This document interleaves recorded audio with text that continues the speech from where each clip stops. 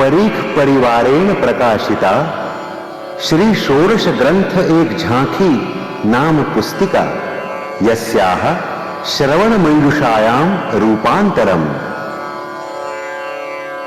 परीख परिवार की ओर से प्रकाशित श्री षोडश ग्रंथ एक झांकी पुस्तिका का कैसेट रूपांतर।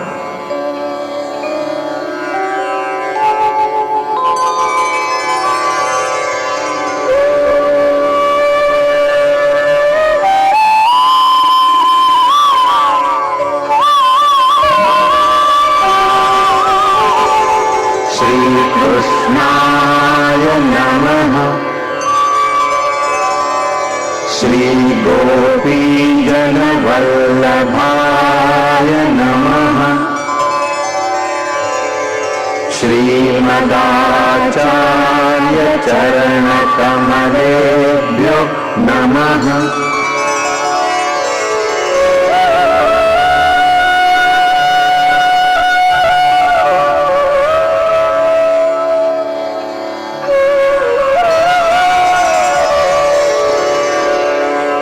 अथ मंगलाचरणम। चिंता संतानहंतारो यत्पादाम्बुजरेणवः श्रीयानां तान्निजाचार्यान् प्रणमामि मुहुर्मुहुः।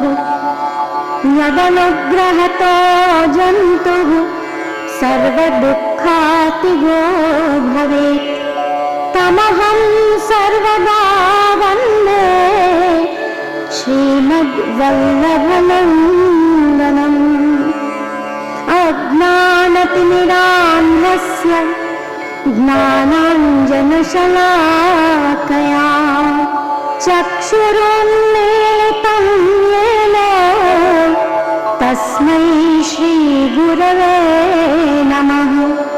नमामि शेषे लीलाक्षीराब्धिशायिनम्। लक्ष्मी सहस्रलीलाभिः सेव्यमानं कलानिधिम्। चतुर्भिश्च त्रिभिस्तथा षड्भिर्विराजते असौ पंचधारुदे मम।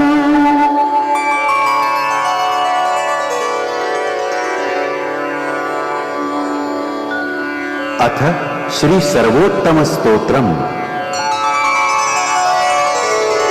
प्राकृत धर्मानाश्रय मप्राकृत निखिल धर्म रूपमिति निगम प्रतिपाद्यं यत् तच्छुद्धं साकृति स्तौमि। कलिकालतमश्छन्न दृष्टित्वाद्विदुषामपि सम्प्रत्यविषयस्तस्य माहात्म्यं समभूद्भुवि। दयया निजमाहात्म्यं करिष्यन् प्रकटं हरिः। वाण्या यदा तदा स्वास्यं प्रादुर्भूतं चकारहि। तदुक्तमपि दुर्बोधं सुबोधं स्याद्यथा तथा। तन्नामाष्टोत्तरशतं प्रवक्ष्याम्यखिलाघरत्। ऋषिरग्निकुमारस्तु नाम्नां छन्दो जगत्यसौ। श्रीकृष्णस्यं देवता च बीजं कारुणिकः प्रभुः। विनियोगो भक्तियोग प्रतिबंध विनाशने कृष्णाधरामृतास्वाद सिद्धिरत्र न संशयः। आनंदः परमानंदः श्रीकृष्णास्यं कृपानिधिः दैवोद्धार प्रयत्नात्मा स्मृतिमात्रार्तिनाशनः श्रीभागवत गूढार्थ प्रकाशनपरायणः साकार ब्रह्मवादैक स्थापको वेदपारगः मायावाद निराकर्ता सर्ववादि निरासकृत् भक्तिमार्गाब्जमार्तण्डः स्त्रीशूद्राद्युद्धृतिक्षमः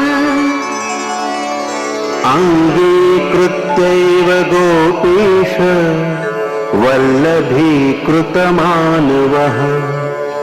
अङ्गीकृतौ समर्यादो महाकारुणिको विभुः अदेयदानदक्षश्च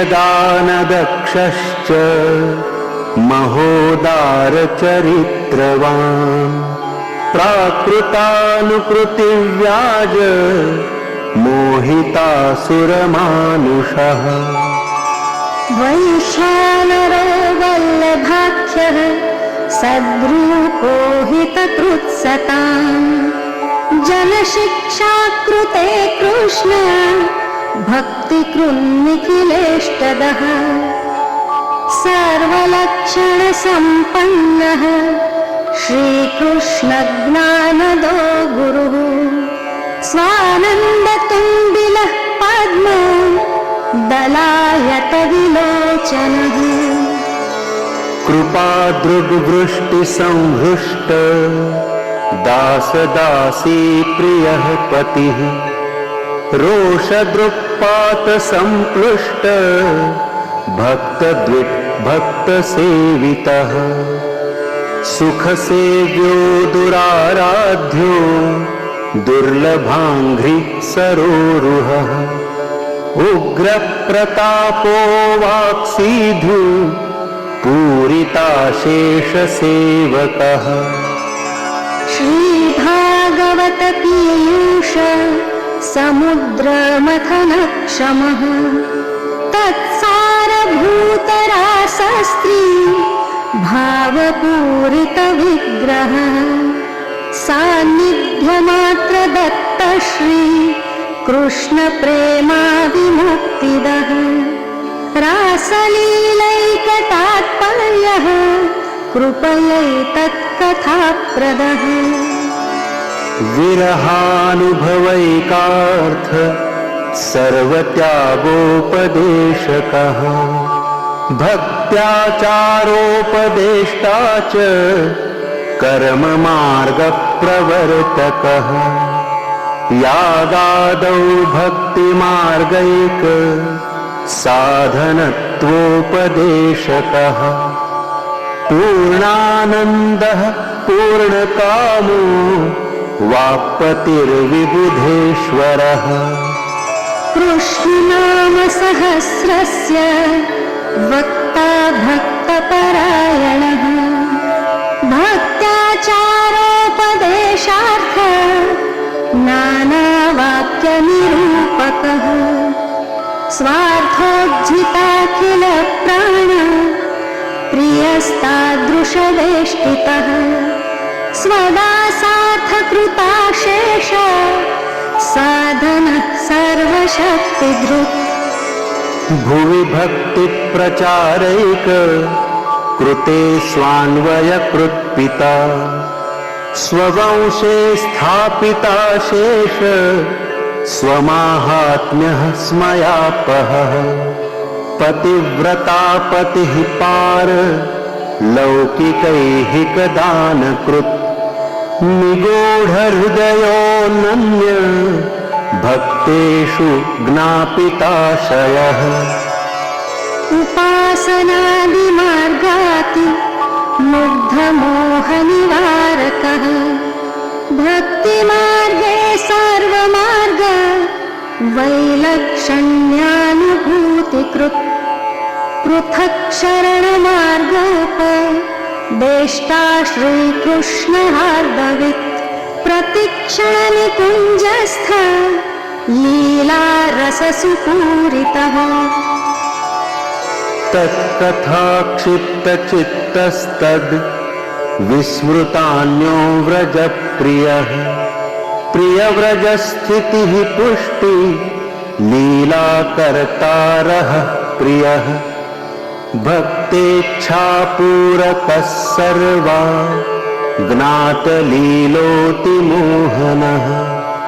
सर्वासक्तो भक्तमात्र सक्तः पतितपावनः स्वयशोगानसंरुष्ट हृदयाम्भोजविष्टरः यशः पीयूषलहरी लावितान्यरसः परः लीलामृतरसाग्राद्री कृताखिलशरीरभृत् गोवर्धनस्थित्युत्साहः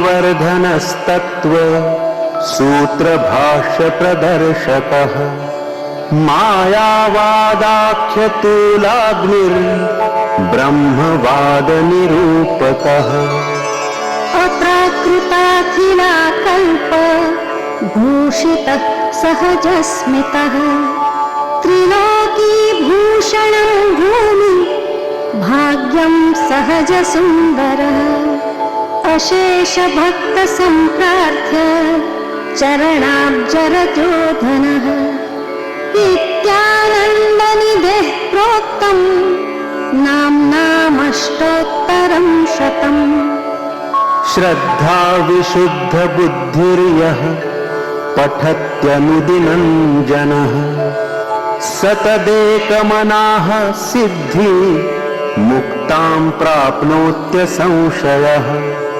तदप्राप्तौ वृथा मोक्षस्तदाप्तौ तद्गतार्थता अतः सर्वोत्तमं स्तोत्रं जप्यं कृष्णरसार्थिभिः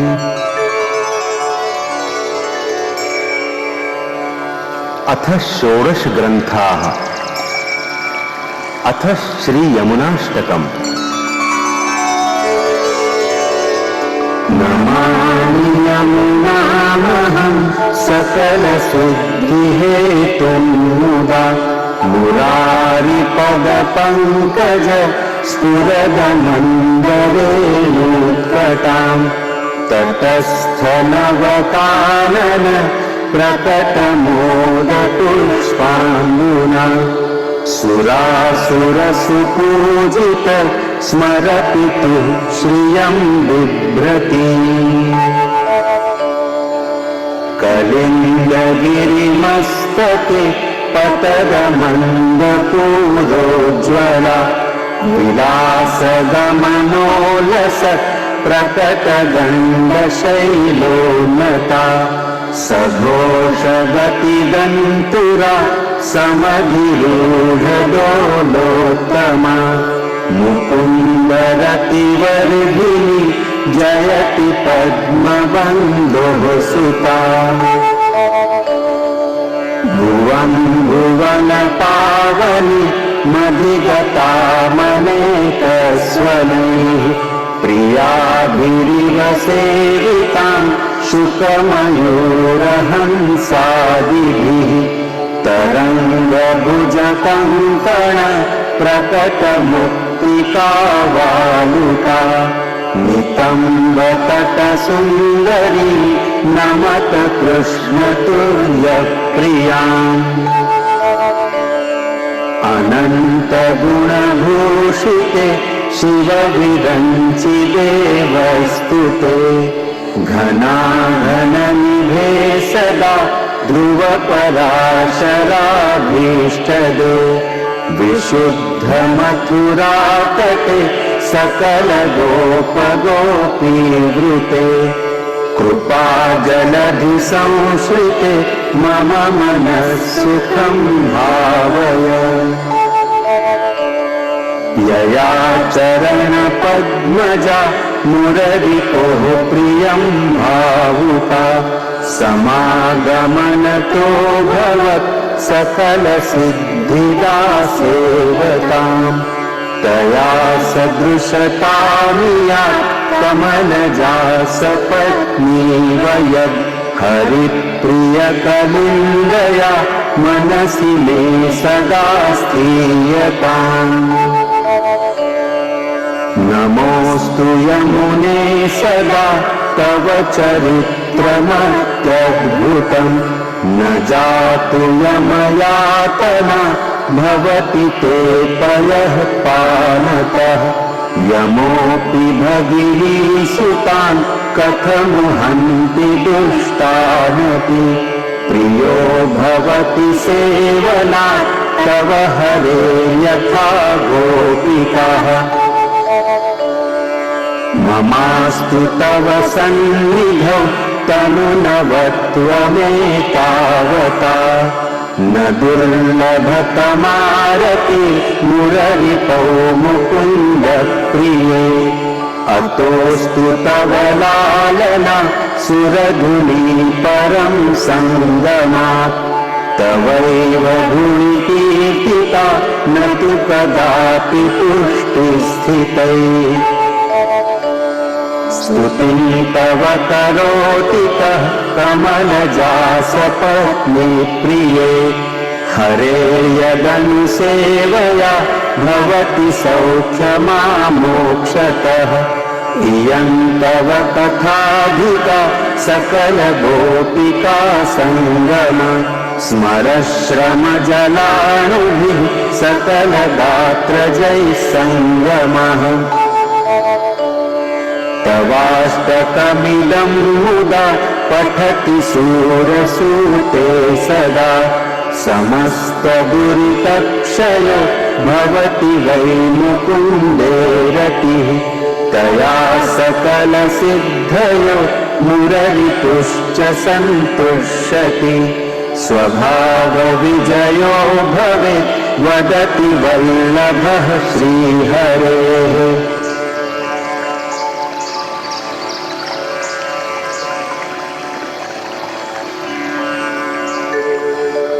अथ बालबोधः।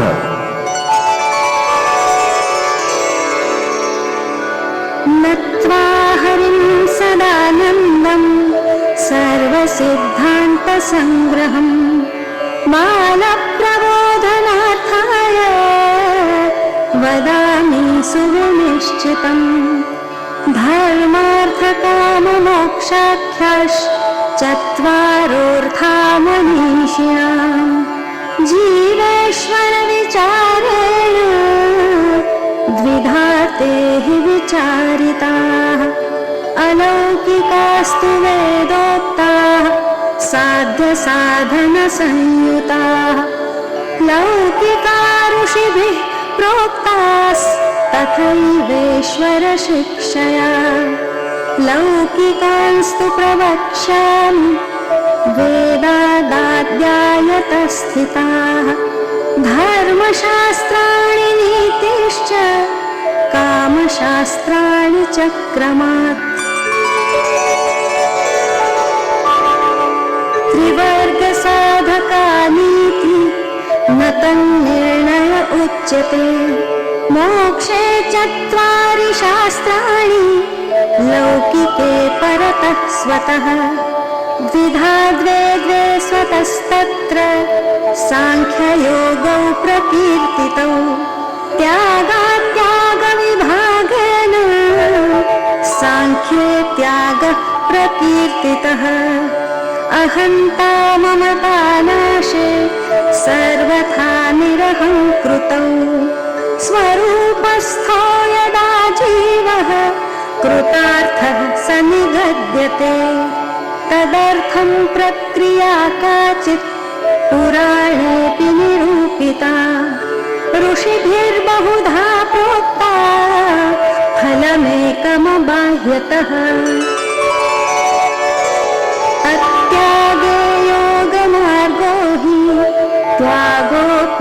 मानसैव हि यमादयस्तु कर्तव्याः सिद्धे योगे कृतार्थता पराश्रयेण मोक्षस्तु द्विधासोऽपि निरूप्यते ब्रह्मा ब्राह्मणतां यातस्तद्रूपेण सुसेव्यते ते सर्वार्थान् चाद्येन शास्त्रं किञ्चिदुदीरितम् अतः शिवश्च विष्णुश्च जगतो हितकारकौ वस्तुनः स्थितिसंहारौ कार्यौ शास्त्रप्रवर्तकौ ब्रह्मैव तादृशं यस्मात् सर्वात्मकतयोदितौ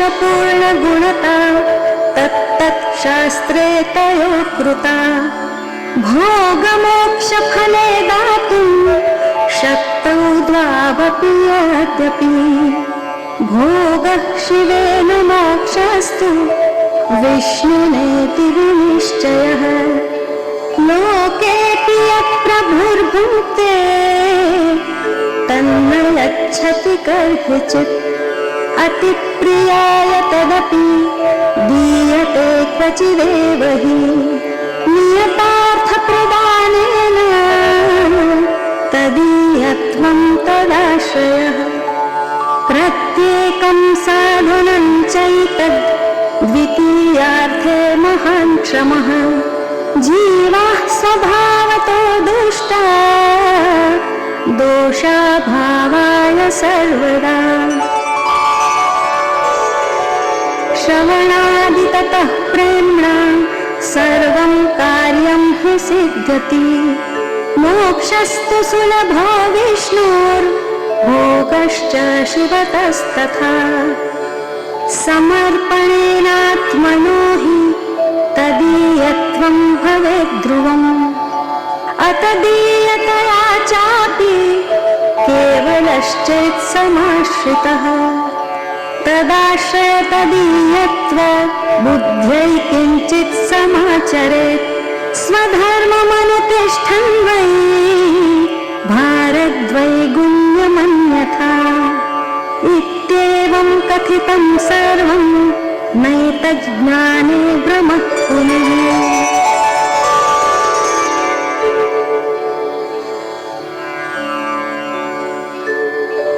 अथ सिद्धांत मुक्तावली नत्वा हरिं प्रवक्ष्यामि स्वसिद्धान्तविनिश्चयम् कृष्णसेवा सदा कार्या मानसी सा परामता चेतस्तत्प्रवणं सेवा तत्सिद्ध्यै तनुवित्तजा ततः संसारदुःखस्य निवृत्तिर्ब्रह्मबोधनम् परं ब्रह्म तु कृष्णो हि सच्चिदानन्दकं बृहत् द्विरूपं तद्धि सर्वं स्यात् एकं तस्मात् विलक्षणम् अपरं तत्र पूर्वस्मिन् वादिनो बहुधा जगुः मायिकं सगुणं कार्यं स्वतन्त्रं चेति नैकधा तदेवैतत्प्रकारेण भवतीति श्रुतेर्मतम् द्विरूपं चापि गङ्गावज् ज्ञेयं सा जलरूपिणी माहात्म्यसंयुता नूनां सेवतां भुक्तिमुक्तिदा मर्यादा मार्गविधिना तथा ब्रह्मापि बुध्यताम् तत्रैव देवतामूर्तिर्भक्त्या यादृश्यते क्वचित् गङ्गायां च विशेषेण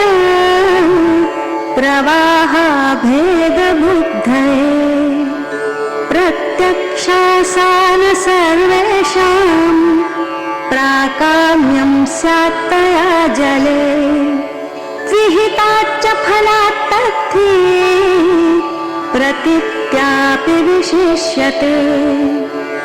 यथा जलं तथा सर्वं, यथा शक्ता तथा बृहत्, यथा देवी तथा कृष्णस्तत्राप्येतदिहोच्यते।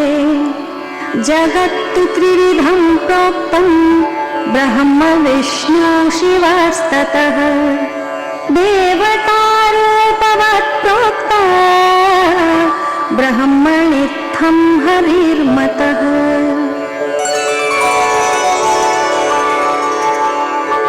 कामचारस्तु लोकेऽस्मिन् ब्रह्मादिभ्यो न चान्यथा।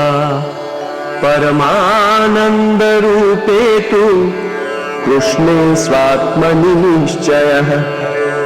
अतस्तु ब्रह्मवादेन कृष्णे बुद्धिर्विधीयताम्। आत्मनि ब्रह्मरूपे हि छिद्राव्योम्नीव चेतनाः। उपाधिनाशे विज्ञाने ब्रह्मात्मत्वावबोधने। गङ्गातीरस्थितो यद्वद् देवतां तत्र पश्यति। तथा कृष्णं परं ब्रह्म स्वस्मिन् ज्ञानी प्रपश्यति। संसारी यस्तु भजते सदूरस्थो यथा तथा। अपेक्षितजलादीनाम् अभावात् तत्र दुःखभाग्। तस्मात् श्रीकृष्णमार्गस्थो विमुक्तः सर्वलोकतः। आत्मानन्दसमुद्रस्थं कृष्णमेव विचिन्तयेत्। लोकार्थी चेत् भजेत् कृष्णं क्लिष्टो भवति सर्वथा। क्लिष्टोऽपि चेत् भजेत् कृष्णं लोको नश्यति सर्वथा। ज्ञानाभावे पुष्टिमार्गे तिष्ठेत् पूजोत्सवादिषु। मर्यादास्थस्तु गङ्गायां श्रीभागवत तत्परः। अनुग्रहः पुष्टिमार्गे नियामक इति स्थितिः। उभयोस्तु क्रमेणैव पूर्वोक्तैव फलिष्यति। ज्ञानाधिको भक्तिमार्गः एवं तस्मान्निरूपितः। भक्त्यभावे तु तीरस्थो यथा दुष्टैः स्वकर्मभिः। अन्यथा भावमापन्नस्तस्मात् स्थानाच्च नश्यति। एवं स्वशास्त्र सर्वस्वं मया गुप्तं निरूपितम्। एतद्बुद्ध्वा विमुच्येत पुरुषः सर्वसंशयात्।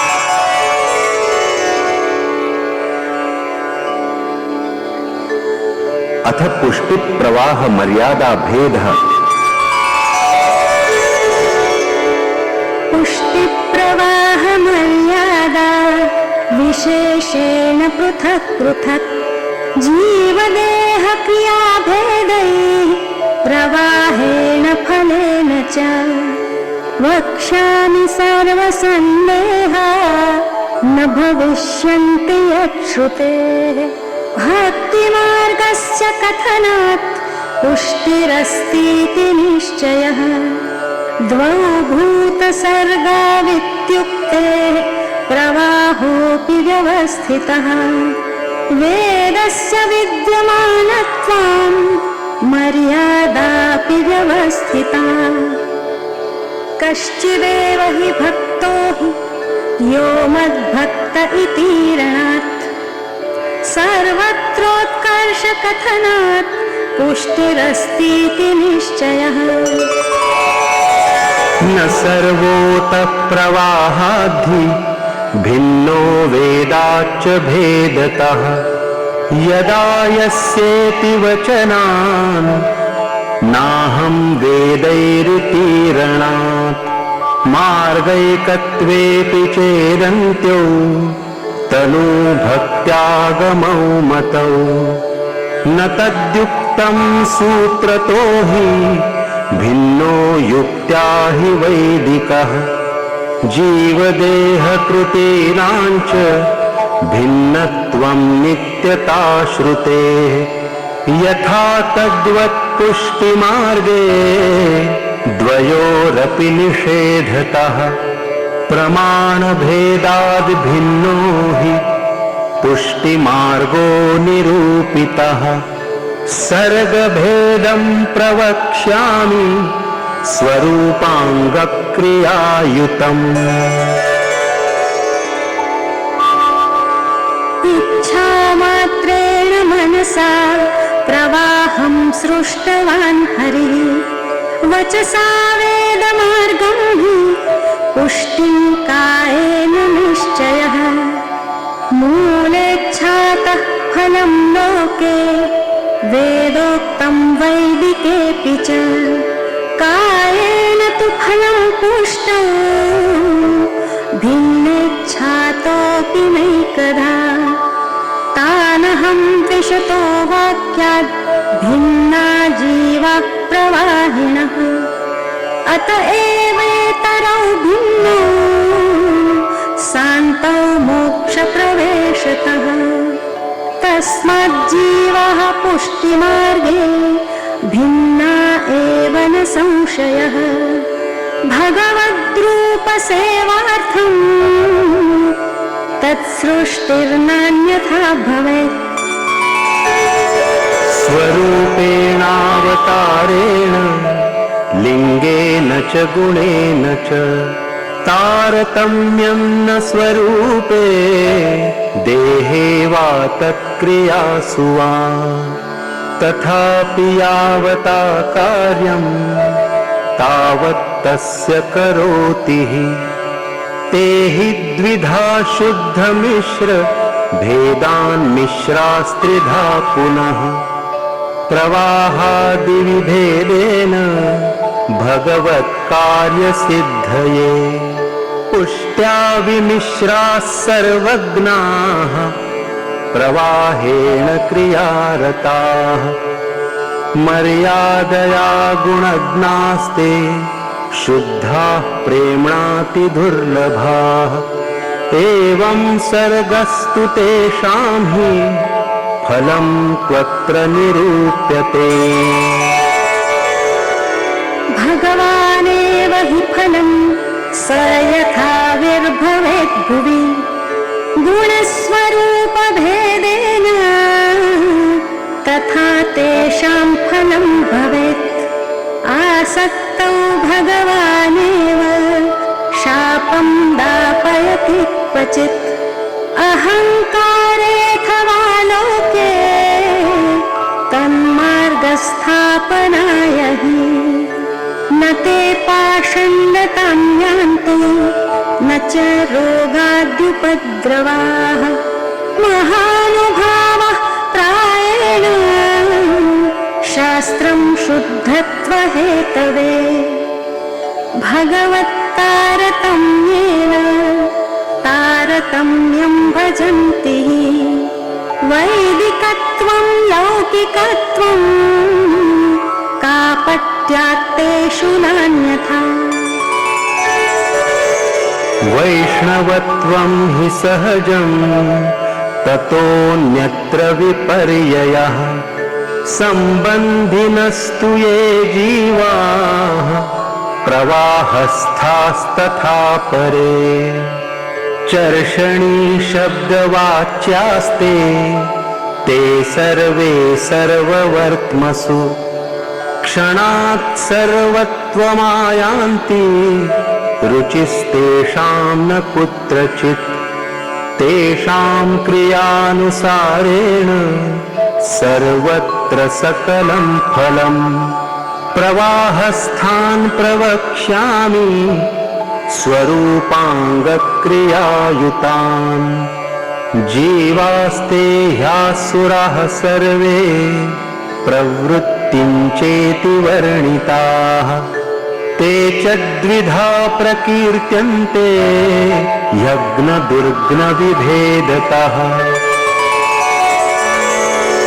दुर्ग्नास्ते भगवत् प्रोक्ता यज्ञास्तानन्ये पुनः प्रवाहेऽपि समागत्य पुष्टिस्थस्तैर्न युज्यते सोऽपि तैस्तत्कुले जातः कर्मणा जायते यतः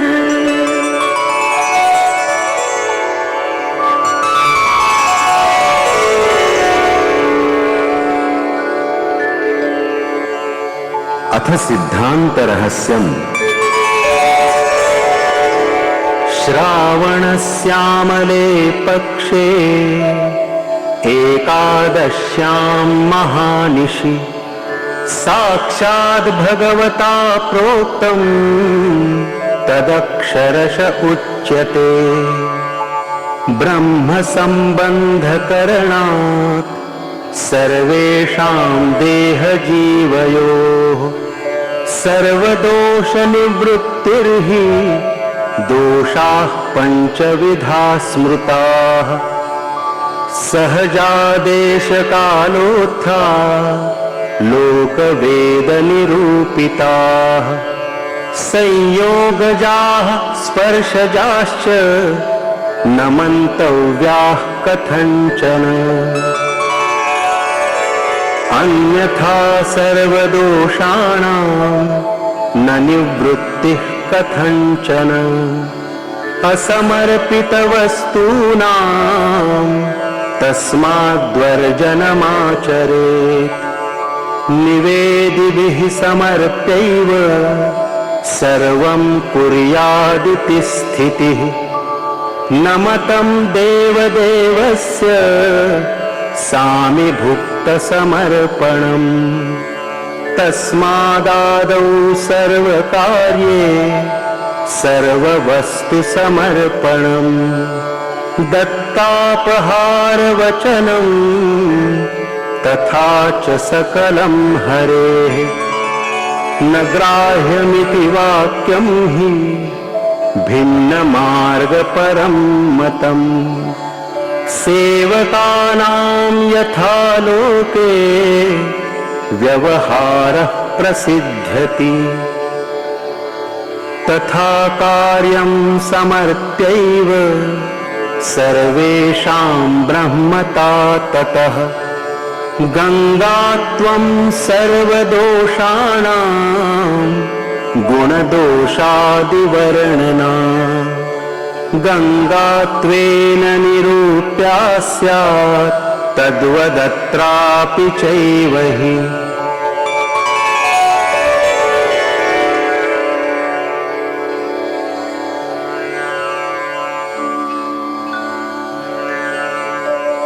अथ नवरत्नम् चिन्ता कापि न कार्या निवेदितात्मभिः कदापीति भगवानपि पुष्टिस्थो न करिष्यति लौकिकीं च गतिम् निवेदनं तु स्मर्तव्यं सर्वथा तादृशैर्जनैः सर्वेश्वरश्च सर्वात्मा निजेच्छातः करिष्यति सर्वेषां प्रभुसम्बन्धो न प्रत्येकमिति स्थितिः अतोऽन्यविनियोगेऽपि चिन्ता का स्वस्य सोऽपि चेत् अज्ञानादथवा ज्ञानात् कृतमात्मनिवेदनम् यैः कृष्णसात् कृतप्राणैस्तेषां का परिदेवना तथा निवेदने चिन्ता त्याज्या श्रीपुरुषोत्तमे विनियोगेऽपि सा त्याज्य समर्थो हि हरिः स्वतः लोके स्वास्थ्यं तथा वेदे हरिस्तु न करिष्यति पुष्टिमार्गस्थितो यस्मात् साक्षिणो भवताखिलाः सेवाकृतिर्गुरोराज्ञा बाधनं वा हरिच्छया अतः सेवा परं चित्तं विधाय स्थीयतां सुखम् चित्तोद्वेगं विधायापि हरिर्यद्यत् करिष्यति तथैव तस्य लीलेति मत्वा चिन्तां द्रुतं त्यजेत् तस्मात् सर्वात्मना नित्यं श्रीकृष्णः शरणं मम वदद्भिरेव सततं स्थेयमित्येव मे मतिः।